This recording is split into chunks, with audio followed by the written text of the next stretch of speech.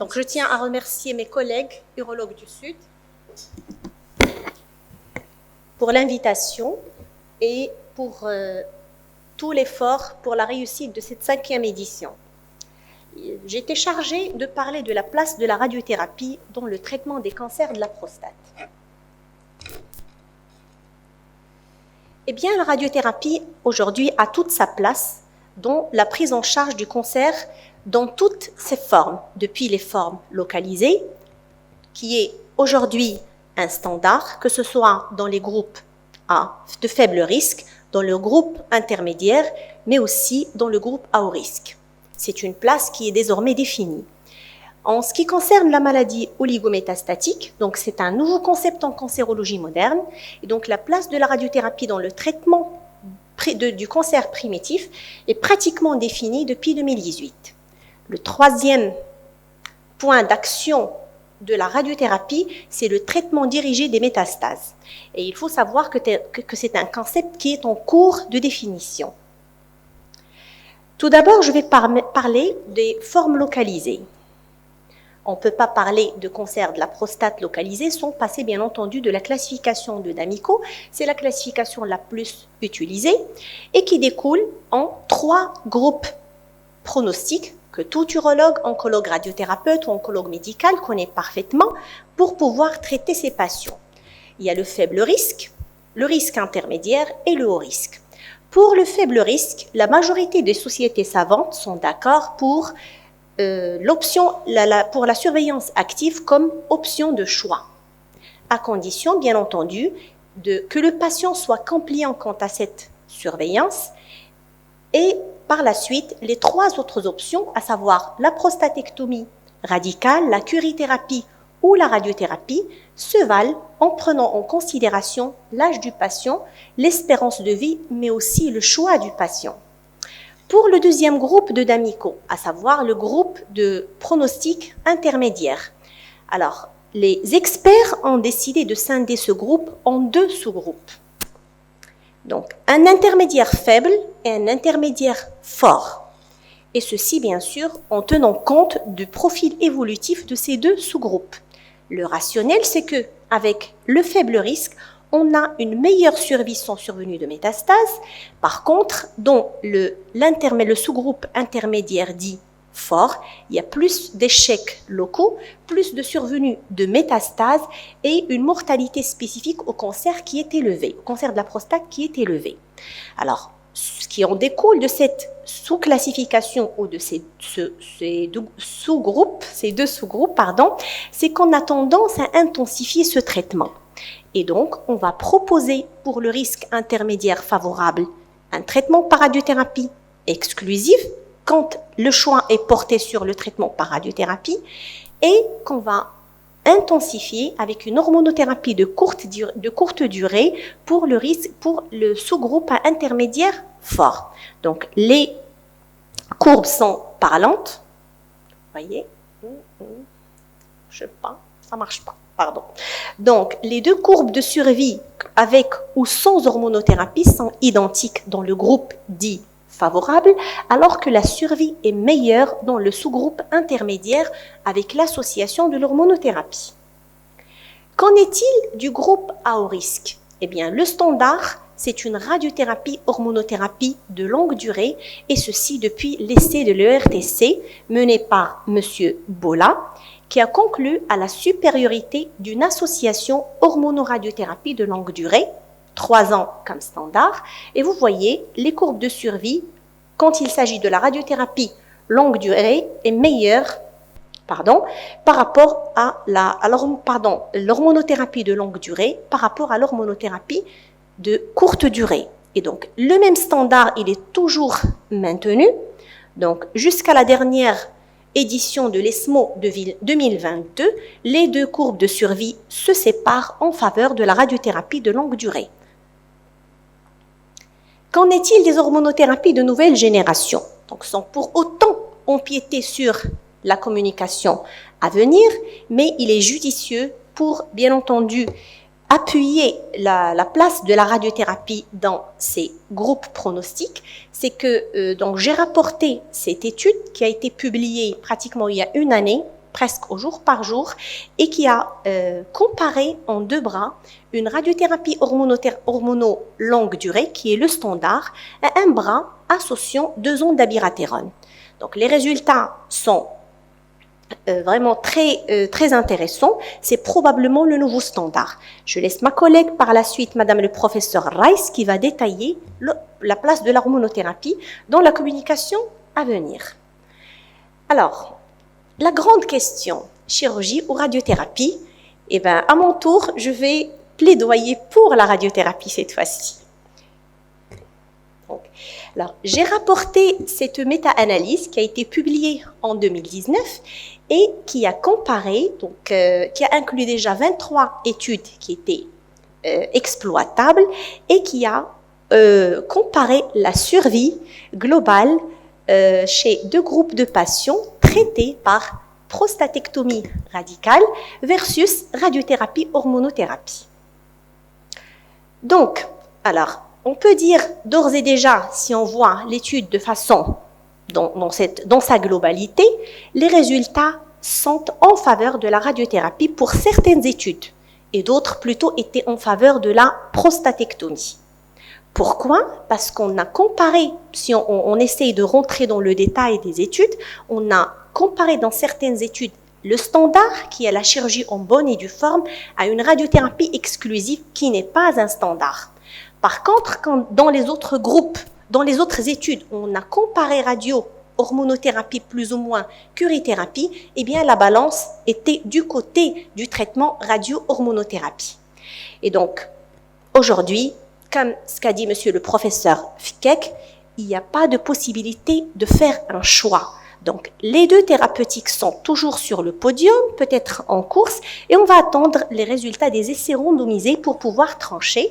Donc, ce qui a été rapporté par monsieur le professeur Fikek, c'est l'essai SPC G15, l'essai scandinave, qui va comparer la place de la radiothérapie, la place plutôt de la chirurgie dans ces patients à haut risque versus le bras qu'ils ont considéré dans l'étude comme standard, à savoir radiothérapie hormonaux. Bien, on ne va pas rester les bras croisés en attendant les résultats des essais, on va devoir avancer et on va défendre à mort la radiothérapie, bien entendu. Comment? C'est par l'optimisation d'un traitement, du traitement. Alors, l'optimisation de cette radiothérapie, pour pouvoir toujours rester sur le podium, se passe par la définition des volumes cibles, l'escalade de doses, le choix d'une technique, l'IMRT qui est le standard actuel, passer vers un fractionnement accéléré ou stéréotaxie et procéder par des associations thérapeutiques, à savoir des radiocurithérapie. Donc, on a pratiquement 3 ou 4 ou 5 axes sur lesquels on va travailler. Le premier axe, c'est une meilleure définition du volume cible. Autrement dit, qu'est-ce qu'on irradie? Eh bien, on irradie la prostate, on irradie aussi la loge prostatique quand il s'agit d'une radiothérapie post-opératoire, adjuvante ou de rattrapage. On irradie les vésicules séminales plus ou moins en totalité, en fonction bien sûr du stade de la maladie, mais en même temps, on va protéger les organes à risque, à savoir la vessie, le rectum, le canal anal, le bulbe pénien et les têtes fémorales. C'est-à-dire le contourage est aujourd'hui bien défini selon les guidelines de la RTOG que tout oncologue radiothérapeute connaît parfaitement. Deuxième question, toujours non résolue, c'est l'irradiation des aires ganglionnaires. Y a-t-il un intérêt à irradier les aires ganglionnaires? Eh bien, il y avait plusieurs études qui étaient publiées, un seul essai qui était positif. C'est l'essai de la RTOG 94-13 qui a montré le bénéfice de la radiothérapie pelvienne chez des patients avec un risque supérieur à 15% de développement d'atteinte ganglionnaire.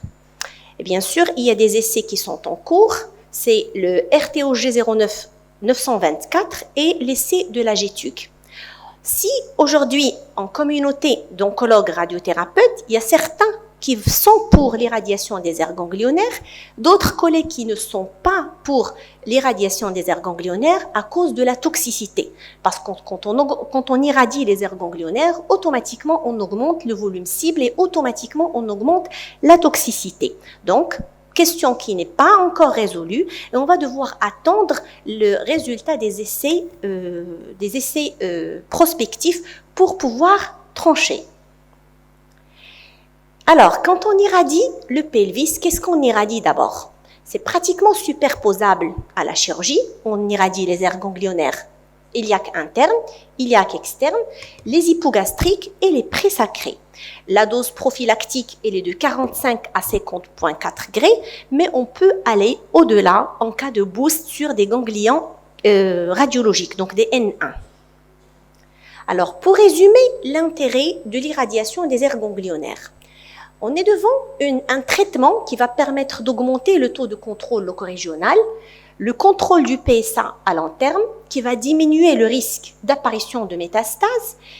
Il est indiqué chez des patients avec un risque d'atteinte ganglionnaire qui dépasse les 15%. Il y a beaucoup d'algorithmes qui permettent de faire ce calcul. Donc, nous, le plus adopté, c'est la formule de Rock. Bon, je la prononce Rock, je ne sais pas le vrai nom. Et puis, il y a bien entendu l'irradiation des aires ganglionnaires en situation post-opératoire adjuvante ou de rattrapage. Bien sûr, on va irradier les ganglions quand il s'agit d'un N1 radiologique. Il y a la fameuse IRM qui met, ou le scanner, ou le PET-choline dans notre contexte, qui met en exergue le petit ganglion. Donc, il faut aller le chercher quand on traite par radiothérapie, hormonothérapie. Et on a vu tout à l'heure, c'est le même raisonnement que le curage. Deuxième axe sur lequel on pourra travailler justement pour améliorer l'indice thérapeutique avec la radiothérapie, c'est l'escalade de dose. L'escalade de dose, c'est toujours bénéfique. Donc, vous voyez les courbes de survie chez deux groupes des malades chez qui on a traité par des doses différentes. Et puis sur l'autre courbe, entre 70 et au-delà de 80 Gray, le bénéfice, il est bien entendu meilleur en cas d'escalade de dose. Et puis, je vous ai rapporté ce papier où l'ensemble des études étaient pour une dose optimale au-delà de 80 Gray. Très bien. Mais quand on augmente cette dose à 80 Gray, donc on est efficace sûrement sur la tumeur, mais il y a ce qu'on appelle les organes à risque, qu'on a énumérés tout à l'heure, et qu'on doit contourer, et ce sont des organes qui sont sujets à des toxicités. Et donc, on est entre un traitement et on va faire en fait une balance entre escalader la dose et protéger les organes à risque. L'objectif, c'est de faire chuter justement la dose sur une longueur réduite. C'est ce qu'on appelle en jargon d'oncologue radiothérapeute ce gradient de dose, ce fameux gradient de dose.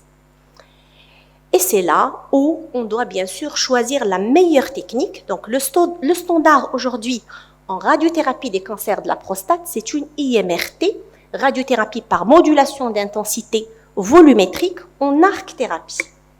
Rapidement, pour schématiser un petit peu à quoi ressemble cette IMRT, si on prend ce petit bonhomme, on peut bien sûr le sculpter de différentes façons. On peut se conformer en 2D, se perfectionner en 3D, mais c'est grâce à l'IMRT qu'on va vraiment sculpter et donner ce bonhomme vraiment une œuvre d'art.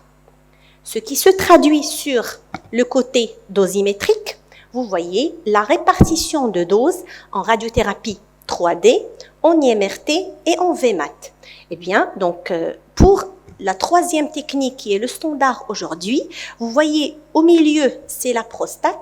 Vous avez la dose en rouge qui pratiquement sculpte la prostate et vous voyez en vert le gradient de dose, différence entre les trois techniques, c'est-à-dire que la dose chute rapidement vers les organes à risque.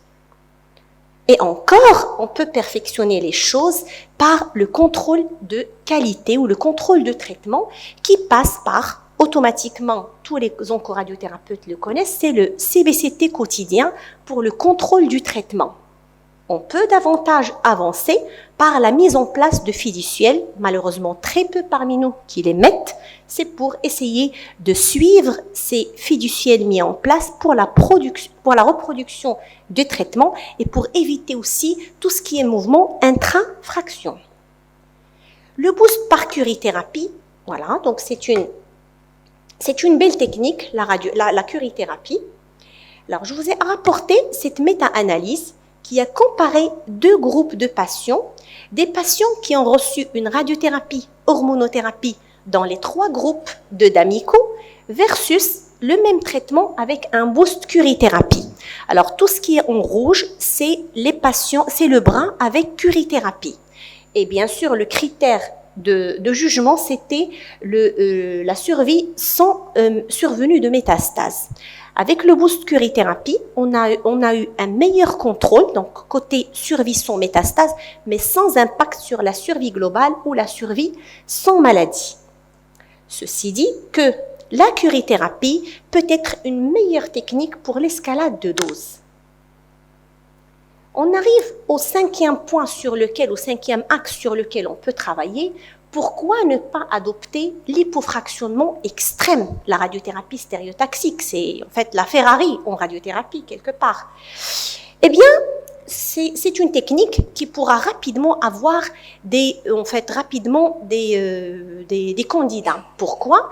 Parce qu'on va raccourcir le traitement. Le classique avec 39 séances, l'hypofractionné modéré 20 à 26 séances, avec un traitement vraiment court, entre 1 à 6 fractions, en donnant plus de 6 grés par fraction. Ceci nécessite d'abord une technologie de haute précision, une balistique vraiment millimétrique et un contrôle de qualité extraordinaire. Donc, je vous ai rapporté cette étude qui a comparé un traitement standard, radio-hormonothérapie, versus une radiothérapie stéréotaxique, toujours les 3 groupes de d'Amico. Le critère de jugement, c'était la survie sans rechute biologique. Donc, l'essai était positif, bien sûr, et la radiothérapie stéréotaxique a aujourd'hui toutes les preuves, pratiquement vraiment toutes les preuves, pour devenir une alternance thérapeutique, mais ce n'est toujours pas un standard. Pourquoi? Parce qu'il y a toujours la toxicité durant les 2 premières années, toxicité digestive, toxicité génito-urinaire, qui est vraiment beaucoup plus importante par rapport au bras standard, mais qui rejoint après 2 ans les toxicités habituelles. Donc, ce n'est toujours pas un standard. C'est une technique qui est utilisée dans beaucoup de centres spécialisés et beaucoup plus pour des stades favorables ou intermédiaires. Il y a qui nécessite beaucoup de respect et de contraintes de dose. L'idéal, c'est de faire cette radiothérapie stéréotaxique sur des volumes de prostate généralement limités, toujours pour bien sculpter la dose autour du volume cible, avec des patients avec un score de gène urinaire bas quand il est renseigné, puisque la toxicité génito-urinaire en général elle est beaucoup plus importante, et pour des tumeurs intraprostatiques. Aujourd'hui, il y a des essais randomisés qui sont en cours. Il y a l'essai français qui randomise entre radiothérapie stéréotaxique et curithérapie. Et puis, il y a l'essai anglais qui randomise les 3 bras, chirurgie, radiothérapie classique et radiothérapie stéréotaxique. Donc, on est toujours en attente des résultats de ces essais.